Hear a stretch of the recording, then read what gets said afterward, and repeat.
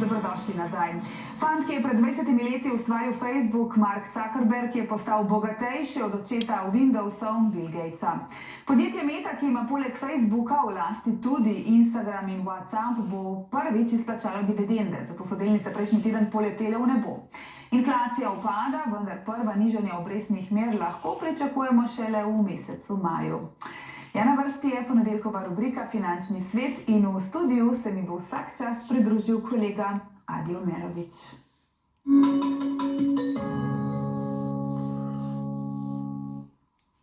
Adi, pozdravljen. Pozdravljena, Suzana.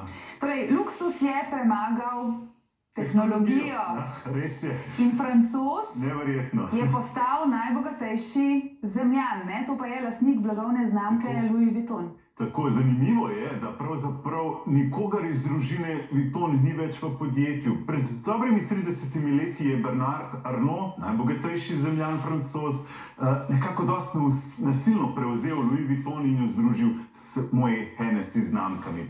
Spoštovani, lep pozdrav. Delnico LVMH, Louis Vuitton, Moet Hennessy poznate tudi iz našega svet portfelja. Gre za konglomerat luksuznih znamk, od oblačil, pijač, parfumov do luksuznih ur.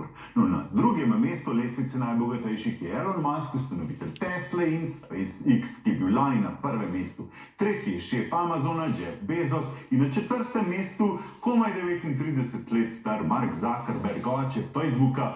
Pa vsi so rekli, da je Facebook mrtev. Vendar, daleč od tega. Družba Meta ima poleg Facebooka, kot ste slišali, v lasti tudi Instagram in WhatsApp. Kar polovica zemljanov uporablja njihove produkte. No, prejšnji teden so napovedali, da bo lastnikom prvič izplačana delnica in zato je Meta v hipu poskočila za 21%. To je ta velika črta, tukaj jo bomo barval rdeče, da se bo bolje videlo. Če pa pogledamo malo večji graf, tukaj od oktobra leta od 2022 oktobra pa vse do danes je delnica Mete zrasla za neverjetnih 437%. No, glavni finančni dogodek prejšnjega tedna pa je bilo zasedanje ameriške centralne banke. Fed, prvi mož zvezdnih rezerv Jeremy Powell, ni znižal obrestnih mer, kar je bilo sicer tudi pričakovano. Izpostavil pa je, da je marčevsko nižanje tudi malo verjetno. Today, we believe that our policy rate is likely at its peak for this tightening cycle, and that, if the economy evolves broadly as expected, it will likely be appropriate to begin dialing back policy restraint at some point this year.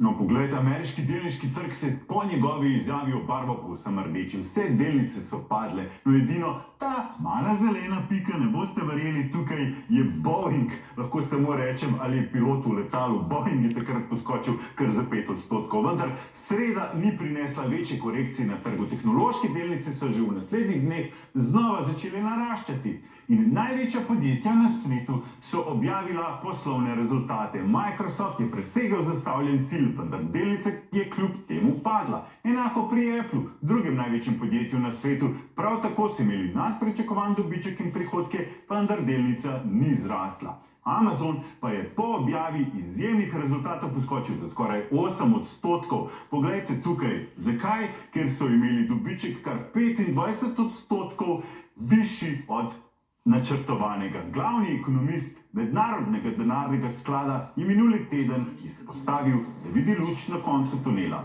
Izboljšali so napovedi za gospodarsko rast, za svetovno ekonomijo in znižali stopnjo pričakovane inflacije.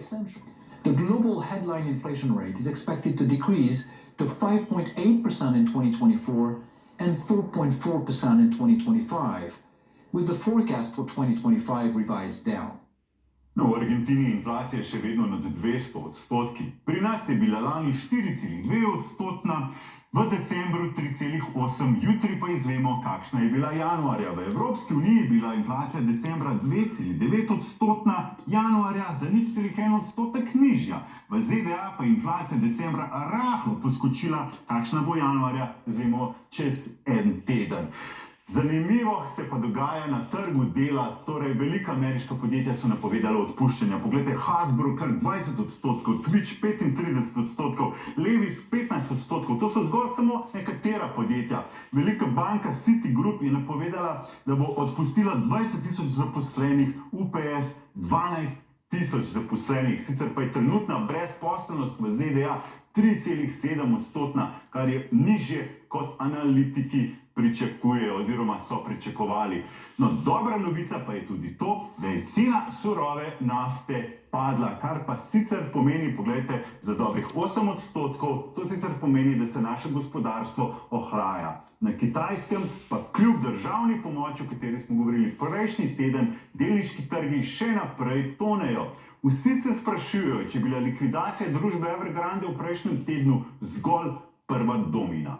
Inflacija je pod nadzorom, Kitajska pa je velik slon v trgovini s porcelanom in predstavlja čedalje večjo grožnjo za ameriško gospodarstvo.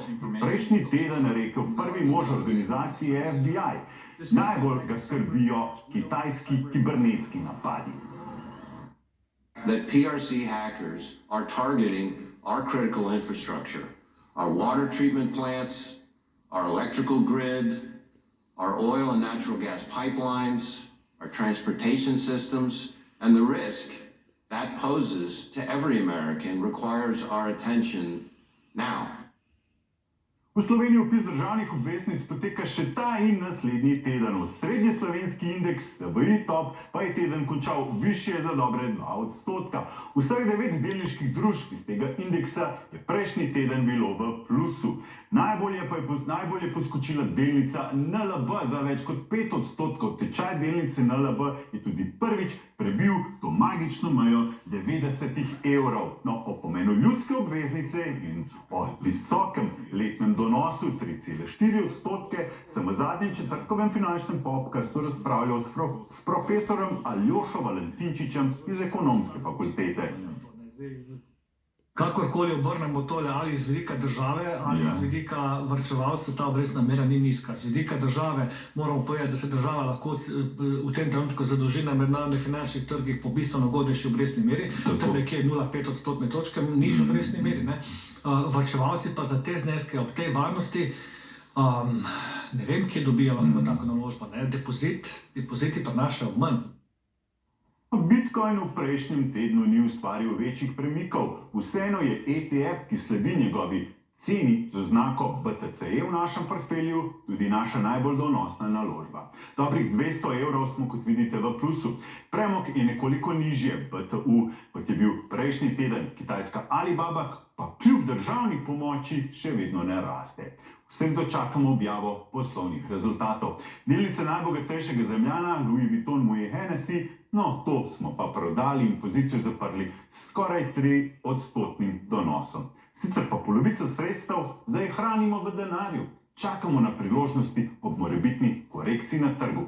Podrobnejšo analizo svet portfelja objavim jutri v finančnem komentarju na strani 24ur.com. Hvala, Adi, za današnji pregled. Koga pa boš imel ta teden v podcastu? V podcastu gostim najboljšega, enega od najboljših upravljateljev premoženja, Primoža Cencla. Spoštovani, govorila bova o centralnih bankah, geopolitiki, tehnoloških delnicah in še marsičem. Zato nas spremljajte, jaz pa vam želim uspešen teden še naprej. Hvala, Adi, te bomo spremljali. Enako.